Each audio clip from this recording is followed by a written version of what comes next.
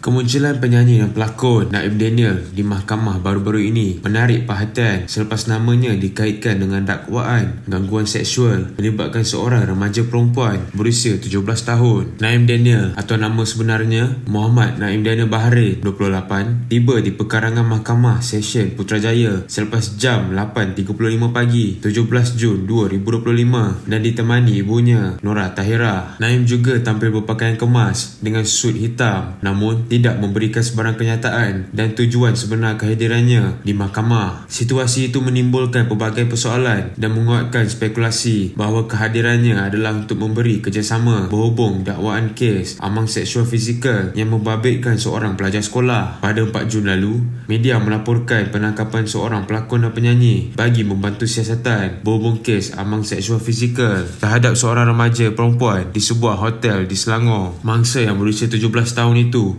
difahamkan mengenali artis terbabit ketika bekerja di sebuah kafe sebelum mereka beberapa kali bertemu susulan perkenalan itu. Menurut Ketua Penolong Pengarah Bahagian Siasatan Jenayah Seksual Wanita dan Kanak-kanak D11 Jabatan Siasatan Jenayah Bukit Aman, Senior Assistant Commissioner Siti Kamsiah Hassan, suspek kemudiannya membawa mangsa berjumpa di sebuah hotel. Jangan membuat sebarang spekulasi yang boleh mencetuskan kontroversi. Apapun, diharapkan semoga kes yang berkaitan dapat diselesaikan dengan baik.